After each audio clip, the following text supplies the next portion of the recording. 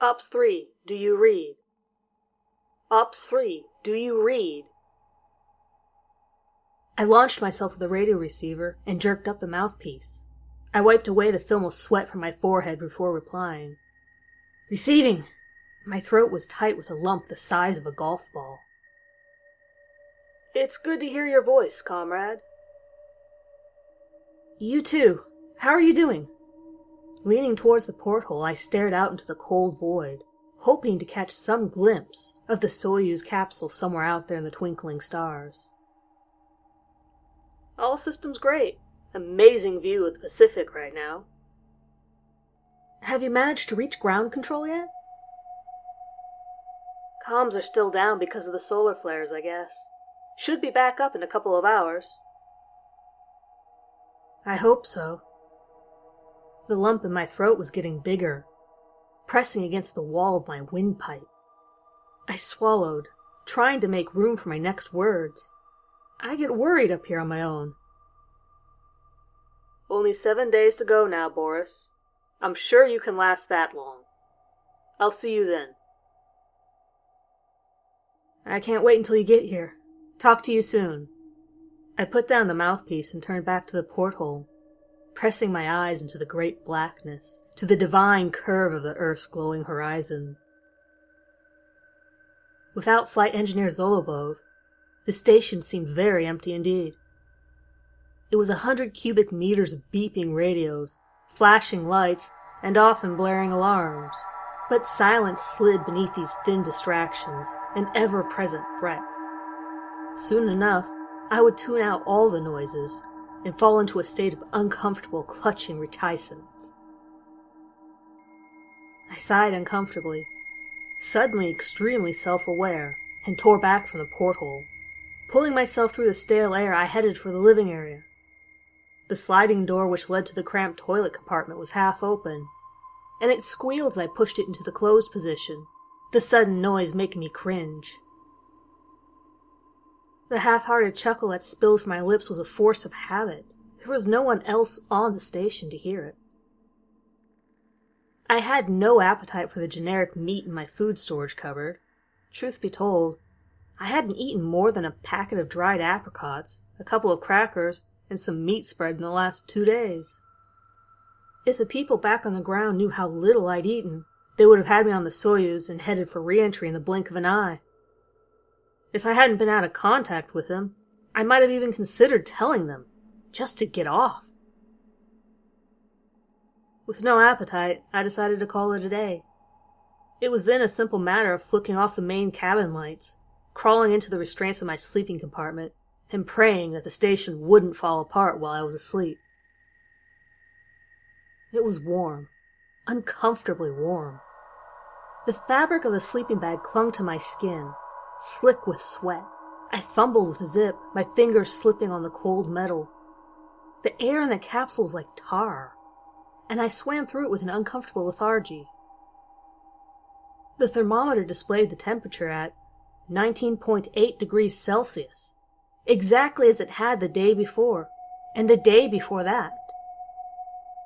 That's got to be a mistake. I tapped the screen, as if that would somehow make it change, but it just ended up leaving a sticky finger mark on the glowing green glass. Either way, I needed a shower. I used the back of my forearm to clean off my forehead and side. This could wait. It was probably just another sensor problem that I wouldn't be qualified to fix. The whole place was probably only ever one fault away from depressurizing and spiraling back down to Earth, as brittle as a feather. The violent hissing of the shower and the cold pressure of the water washed away my deep-rooted misgivings. I couldn't focus on my problems while I briskly rubbed my skin clean with a harsh soap bar. Once I was clean and suitably refreshed, I turned the knob, and the last bubbles of water floated gently out of the nozzle. With the sound of the rushing water gone, I became aware of the noises of the station again. In particular, a muffled voice. Shit! I banged my head on the shower cubicle roof as I attempted to spin myself around and climb out the door. It left a mark on the gray plastic. Not wanting to miss whoever was on the radio, I ignored the stinging pain and pulled myself naked across the space station, toweling myself as I went. Ops 3, do you read? Ops 3, do you read? Receiving Soyuz 2-1, I breathlessly muttered into the mouthpiece. I'd almost given up on you. Sorry, I was showering. Well, I'm glad I reached you. I was beginning to think we were alone up here, comrade. At least you're not the only one on the Soyuz. I'm all alone here in the Salyut. Ha! You are lucky, my friend. Flight engineer Rajdinvinsky is starting to drive me crazy. Only 6 more days to go. For you, maybe. I have my whole mission to complete. I gave a sympathetic chuckle. I sympathized with Commander Zudov. I truly did. Ever since my partner, Flight Engineer Zolobov, had gotten himself a ticket home by accidentally chopping off 3 of his fingers in the airlock door, Zudov had managed to keep my spirits up. He had managed to keep me working, managed to keep me hopeful. Zudov was a great man. He would be hailed as a hero back home when his mission was finished, I was sure. How are you doing, anyway? It's warm. It's too warm up here. I'm not sure how it can be so hot inside, yet so cold outside. Hot? Zudov was audibly alarmed. What's your thermometer reading? 19.8 as always. It's probably a sensor problem. Don't worry. Boris. It's fine, Commander. Honestly. I'm only slightly too hot. A couple of degrees, maybe. Well, you radio me straight away if it gets any hotter. Don't worry. He would worry. I could tell by the sound of his voice. Well then, I must leave you. See you soon, my friend. 6 days to go, I confirmed before clipping the mouthpiece back into position on the radio set. The rest of the day was a constant battle against heat. Communication with the ground was still out because of the solar flares, so I attempted to remedy the problem myself by hand. That started with the simple task of running diagnostic programs on the central computer, but after that denied there was any problems whatsoever. I hit a brick wall. My mind ran, dredging up hundreds of semi-rendered memories of endless technical documents and cosmonaut manuals. The black diagrams and minute labels all seemed to melt, twisting into impossible shapes, non-Euclidean planes that boggled my mind. I couldn't quite think in the straight lines required for a task like that at this moment. In the heat, everything span or spiraled in and out of my mind's eye. Concentration, it was safe to say, was not high. In my head, I was back in Zolobov's last day with me on the station. It was hotter than I remembered in the feverish flashback. Zolobov's brow glistened as he climbed down, extending his massive frame out of the tiny airlock. He gave a relieved gasp, glad to finally move his limbs without slamming them against the walls. I watched him from my seat by the main control console, my eyes aching from looking at the monochrome screen for several hours. I called out something to him, not in control of my own actions or speech. Whatever it was, for it was muted in my memory, overshadowed by what came next, made him turn. As he did, he placed one hand on the metal rim of the airlock to keep himself steady. Zolobov replied with a chuckle and an equally muted reply. His lips were blurred in my flashback. Indeed, the entire man's outline was slightly fuzzy in my memory, but the lack of clarity was most noticeable around his face. He was now just an out-of-focus photograph from the dark recesses of my cortex. We finished talking, and Zolobov reached up for the handle on the hatch. He turned back to face me, just as he pulled, and brought down the sharp blade of metal. It dropped down onto his other fingers with a sickening.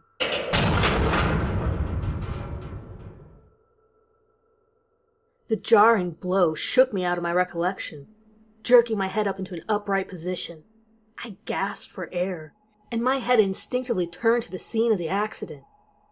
There was still a small blood smear down the side of the hatch. Had the noise of metal hitting metal that was still echoing in my ears been real? Or was it just a part of my memory? In my heat-addled state, it was hard to tell. The thermometer was still reading 19.8. I shook myself out of the odd stupor, which sent hundreds of tiny sweat drops floating across the cabin. The armpits of my top were damp, as was all down my back and crotch area. The temperature must be rising. There it was again. Despite the heat, the sound sent chills down my spine.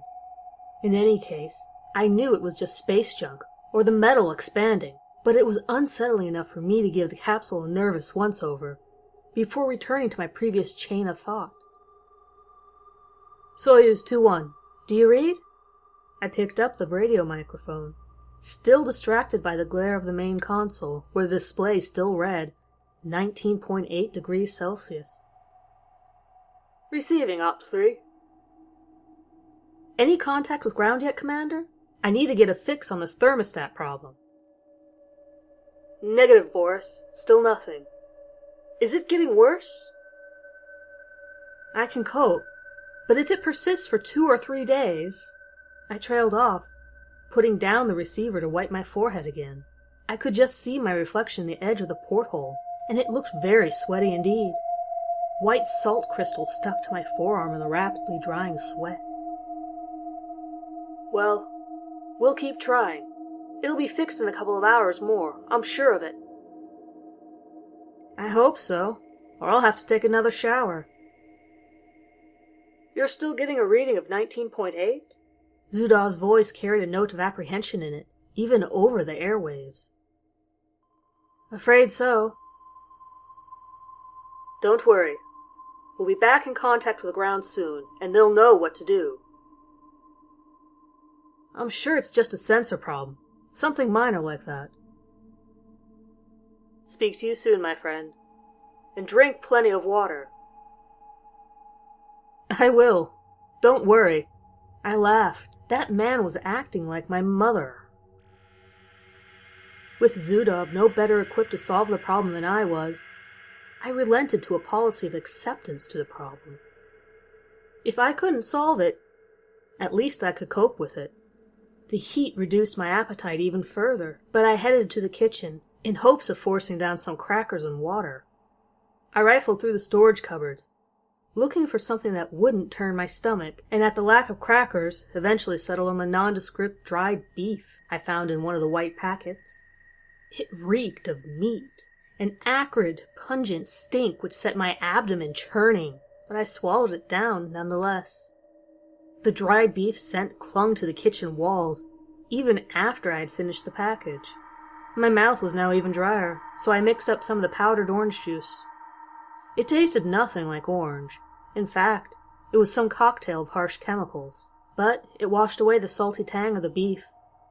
I wiped my mouth and discarded the plastic container, sending it trailing small globules of sticky orange liquid across the air. After my small meal, a heavy weight was settling on my stomach. It sloshed around in the chasms of my lower body as I moved around the station, warm and stinging. I had to clamp my throat shut to stop myself from throwing up on several occasions. The day passed with an uncomfortable slowness that made the discomfort in my stomach and head even worse. I watched the hours tick away on the main console clock as I made my measurements, recordings of the sun, or of the box of crystals that grew in the science lab area of the station. Eventually, I could take the drudgery no longer. Every surface in the station was covered in sweaty palm prints by the time the day was done, and my hair was nearly sodden. There was no way I could sleep in heat like this, I had decided. So when I couldn't take the treacle consistency of waking consciousness for a minute longer, I relented to the sleeping pills. They sat in a tiny white bottle, in the very back of the medicine compartment, and at the very start of the mission I had sworn never to take them. Unfortunately, today, there was no other option. Dimming the station lights, and crawling into the hot confines of my sleeping bag, I looked at the pale white pills in my palm. They had a slight scent of mint to them. In one decisive movement, I quashed all hesitation, all internal protest, closed my eyes, and swallowed. I was out like a light. The first thing I noticed when I woke up was the temperature. A gentle, cold breeze lapped around my face, probably emanating from the air pumps that whirred gently on the edges of my earshot. My watch, set to Alma Ata time for my launch, warned me I had been asleep for only 3 hours. The station was still dark as I slid open the sleeping compartment door, although I was thankful for respite and heat and bright light. I stretched, cracking the vertebrae in my back.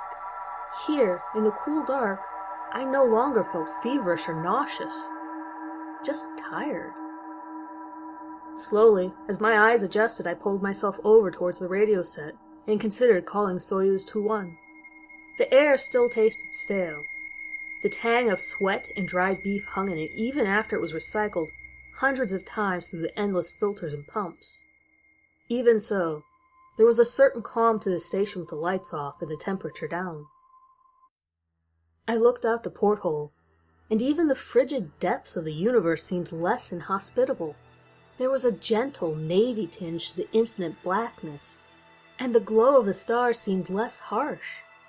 This, along with the weightlessness and the gentle purr of the air pumps, gave the whole scene a dreamlike quality, as if I was safely cocooned in a great white chrysalis that floated through the spiraling arms of far-off galaxies, or across the peaks and valleys of great sparkling nebula.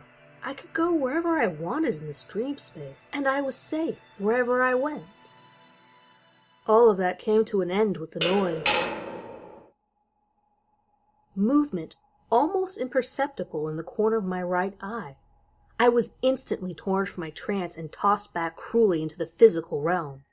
The hairs on the back of my neck pricked to attention as I turned slowly to face the source of the noise behind me.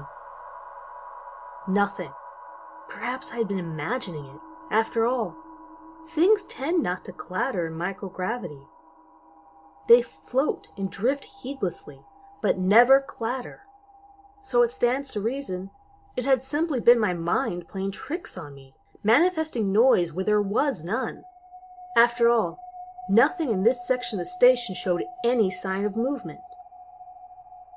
Nervously gazing around the cabin, I shook my head in disapproval of the power of my own imagination and my initial foolishness for believing it. Nothing on the station could have made that noise. In an attempt to settle myself, I swam over to the main console and checked the thermometer reading. 19.8. Just as I was expecting. Either the problem had fixed itself, and the temperature control had automatically reduced the station back to 19.8 degrees, or the problem was still there, but it was with the thermometer, and not, in fact, the temperature control system. Either way, I was relieved not to be doused in sweat any longer. I had resigned myself to the fact that I wouldn't be getting any more sleep for a while.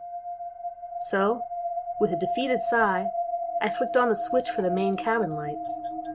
They blinked on one by one with a deep guttural hum, which was soon lost in the orchestra of other quiet whirs and buzzes. The light hit my pupils with ferocious intensity, and I had to close my eyes to shield them. I had become adjusted to the comfortable dark, and my eyes were shocked by this new and frightening stimulus. The next order of business was to put some clothes on. In my sleeping underwear, I was beginning to feel a slight chill, and I would be a lot more comfortable in something warmer. Soyuz 21, do you read? I pulled up the zip on my jumpsuit as I spoke.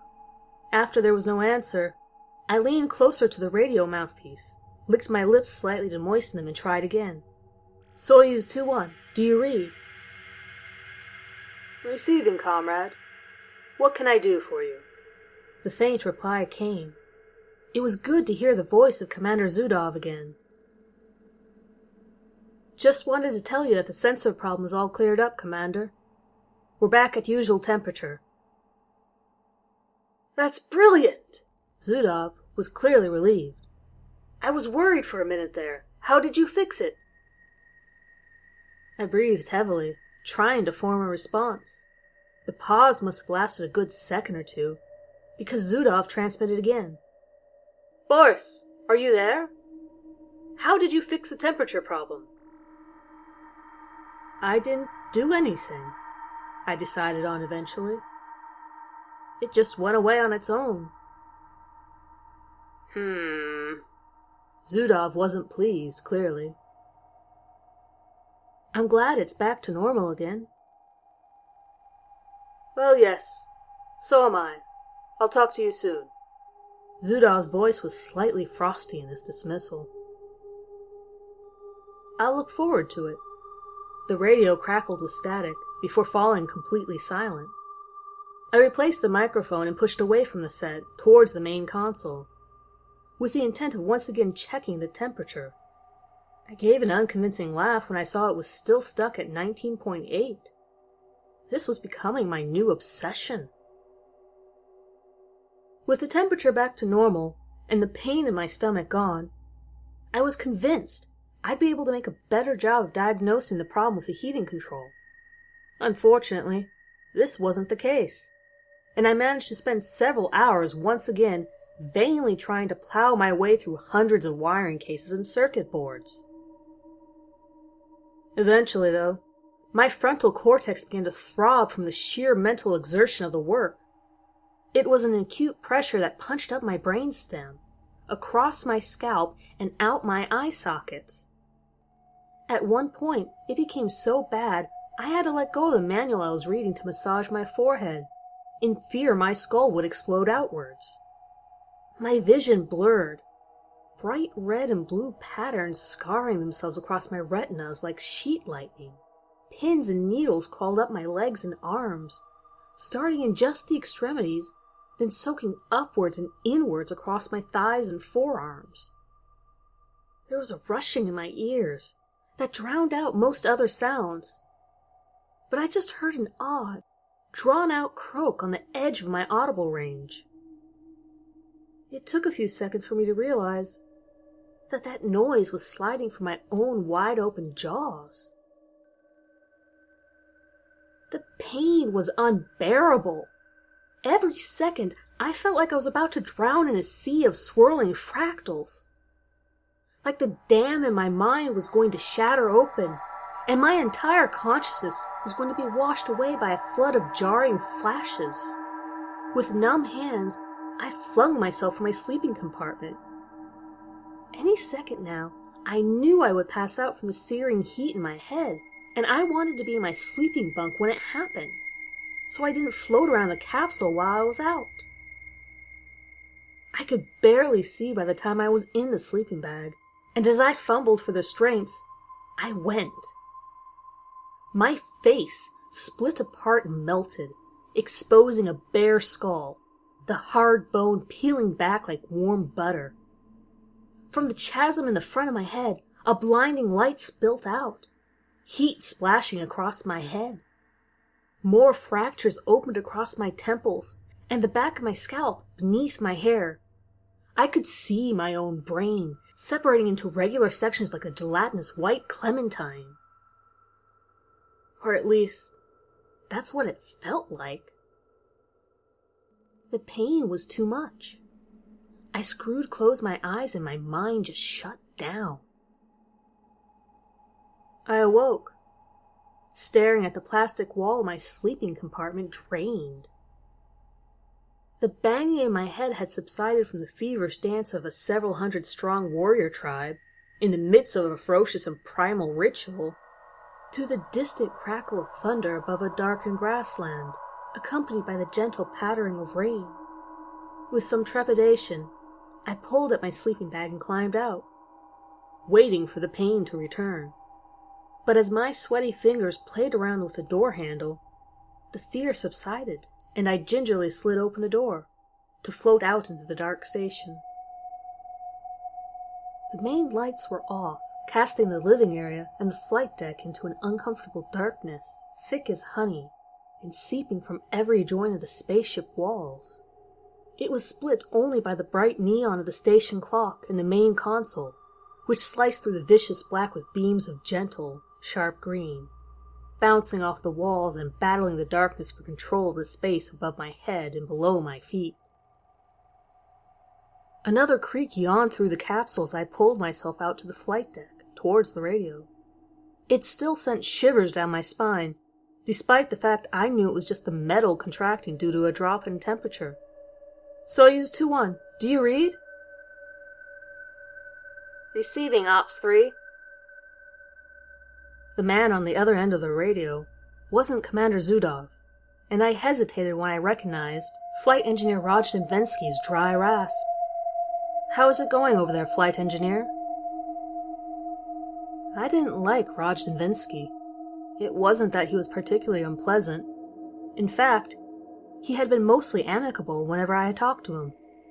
It wasn't even his rough voice, like sandpaper in my ears. It was his quiet lack of engagement with not only the mission, but the entirety of space. He always seemed distant, far, far away, not like Zudov, who was only ever as far as the radio speakers. All is fine, comrade.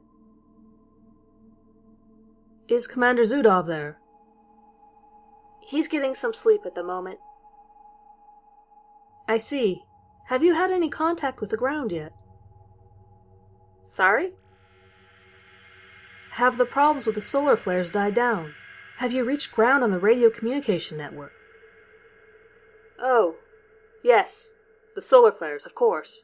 No, we are still unable to reach them. Right. Well, can you keep trying? Yes, of course. It's our top priority. Okay, thank you. I hesitated before closing with my usual comment to Zudov. See you in 4 days. I suppose so. Rajdensky was distant, almost uninterested by the entire conversation. The radio went silent, leaving me with just the hiss of dead air, which rippled gently off the skin of the capsule, so it sounded like it was coming from every corner of the spacecraft at once. I flicked off the radio and tossed down the mouthpiece, watching it float on its coil for a few seconds, before heading away to the shower compartment. 4 days. That's what I kept telling myself as I sat at the main console, flicking slowly through diagnostic programs. The bright green of the screen washing over the rest of the module. I had kept the lights off for now, just because it was so much more comfortable in the dark. With the bright lights constantly in my face, I could hardly concentrate. 4 more days. The sentence fragment that escaped my mouth was a surprise, even to me. It was next to silent, and if I hadn't been completely alone up here, I would have dismissed it as background noise. I hadn't ever been one to talk to myself, and I was determined not to start now. My palms, still damp from the shower, had left prints where I had been clutching the armrest of the seat. And with a start, I realized my hands had been clenched, just a few seconds ago tightly around the plastic.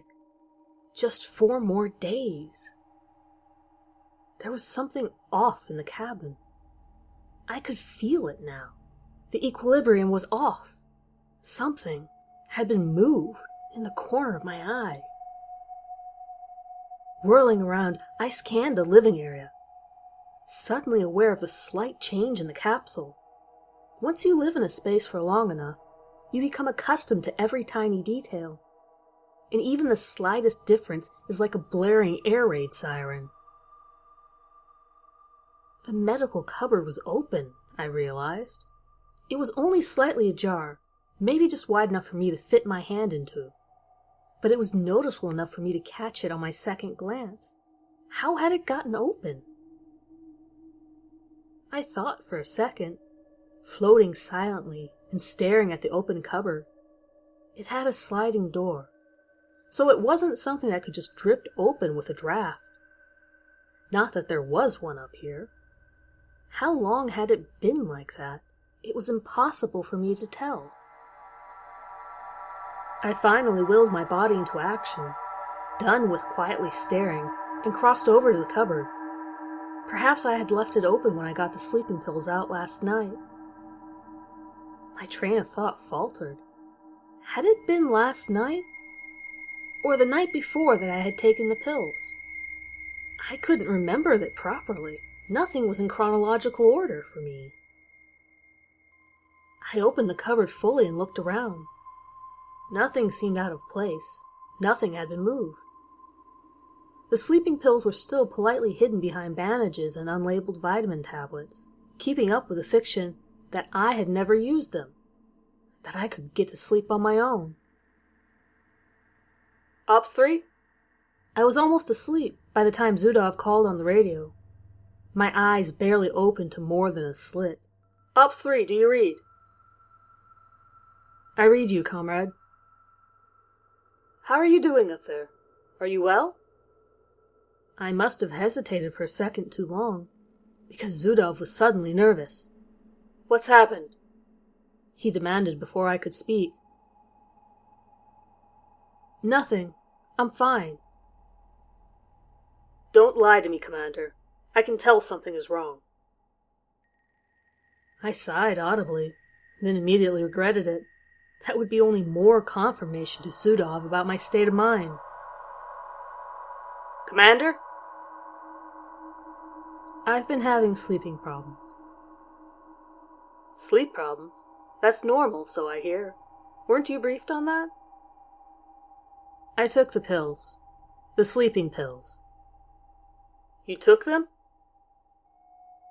Yes, they worked fine. We had been instructed back in the Cosmonaut training facility to not take the pills unless it was absolutely necessary, and under no circumstances to take more than 4 at a time. That's it? Just taking sleeping pills? No, I hesitated again, this time because my voice was caught on the saliva on the edge of my windpipe. There's something else. My memory's getting fuzzy sometimes. What do you mean? I can't remember things properly. Today, I found a cupboard open, and I don't remember opening it. There was nothing but silence for nearly 30 seconds. I thought Zudov had abandoned me. Okay, look, I have to go. I have to check our oxygen filters. I'll talk to you soon. Zudov was obviously distracted, and over the crackle of interference I could hear a faint muttering. Right. I'll see you in 4 days. The sun was just slipping through the blue band of Earth's atmosphere as I took a quick glance from the flight deck porthole. It was almost fully extinguished, but long tails of light flared up through the dark. The last swan song of this soon-to-be-gone star. Sleep is a very loose term for what I had that night. I climbed in the sleeping compartment and stared at the wall. At some nondescript time, I fell into a semi-aware, semi-unconscious state. Not sleep, but not awake. Somewhere in between, where my mind wandered. I was awoke, again, in the loosest sense of the word, by another thermal ping. There was the faint taste of vomit and chemicals on the back of my throat. My eyes were watering. Thick streams of salty tears ran down my face and soaked into the neck of my sleep shirt. I didn't remember taking any more sleeping pills. But I couldn't deny the artificial mint that still hung in my mouth and nasal cavity. It could only belong to the pills. I hadn't eaten anything in days, and certainly not anything mint-flavored. With a groan, I probed the very edges of my sleeping bag and felt the strain in my muscles. They were all tense and taut. It took some effort to get them to move, as with every slight adjustment of my limbs came the sting of built-up lactic acid. The air in the sleeping compartment was stale and old. It felt like it had been through my lungs at least 10 times before, and it hung around me with a dreadful stillness. As I pulled myself from the sleeping bag, I could still smell the musk of my skin and my sweat. Everything reeked of it. Everything reeked of me. I opened the door and my heart stopped. It stopped pumping, warm blood turning cold in my veins, stationary. The contents of my stomach turned to ice, a great slush of freezing water that weighed down on my body and digestive system, if only figuratively. Thousands of goosebumps rippled across my bare arms and legs, the nerves in my skin suddenly several hundred degrees below zero. Black powder floated in a small cloud in the center of the living space. It looked for all the world like a nebula gone dark. Hundreds of tiny swirling peaks and valleys made an infinite number of black pinpricks. Lord, I breathed out disbelievingly. The carbon filter span at the center of it all, glinting dangerously and disgorging more trails of carbon powder as it turned seemingly randomly through its own cloud. How had it got there? How the fuck had it got there? Good Lord, I repeated as I swam toward the cloud. I reached out, extending my hand through the dust and clamping it around the filter.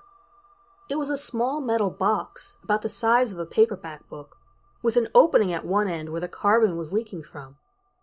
The filter usually sat deep within the whirling mass of the air filtration system. There was an access panel used to change it in the flight deck, and my eyes immediately flicked up towards it when I remembered its location. Sure enough, it hung open. Soyuz 2-1? Soyuz 2-1!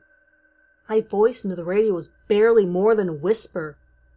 In my head, my mind screamed, trying to drown out the uncertain knowledge I had gained since waking up. I was looking for an explanation. Any explanation. Perhaps there had been some micro-debris impacts that had shaken the filter loose. I hadn't felt anything, but then I wouldn't have if I had taken the sleeping pills. Perhaps there had been a pressure malfunction, and that had blown the access panel open, and then the filter out. Perhaps. There were so many possibilities, but no answers. Receiving, Ops 3. Comrade, Vyacheslav. I used Zudov's first name in my strange state of shock, trying to connect with him across the void, across the great gap. I think there's... I choked up, looking at the open access panel and the filter, which I had left floating by it. When my throat cleared, my voice was barely a whisper. There's something wrong, comrade. There's something very, very wrong. Commander, what is the problem? Zudov was cold. I could hear a strange silence as his voice echoed around his capsule. I couldn't speak. I couldn't say a single word. How could I explain? I decided to keep it simple, to ignore the terrifying implications of what had happened, to keep what I said to facts and nothing more. There's a problem with the air filtering system. What kind of problems, Op 3? One of the carbon filters fell out, or got knocked out, or... There I trailed off. After that point, the facts did not serve me very well. There was nothing I could say for certain. Do you think it's fixable? Of course it's fixable, but that's not the point. Say again, Ops 3? I need you to contact Ground Soyuz. Please, as fast as you can. I can't do that, comrade. The long-range communications are still out because of the solar flares. Okay, thank you, Commander. See you in 3 days. I was cold. My spine was chilled, with a sharp tingle of nerves. Zudov was never this businesslike, never this interested, and it scared me even more than the problem with the carbon filter. If I could have seen him, I felt like he would not have batted an eyelid when I told him about it. I was on my own, it seemed, not even the comfort of my old friend on the other end of the radio. With Zudov in his current mood, I felt like talking to him any longer would be pointless.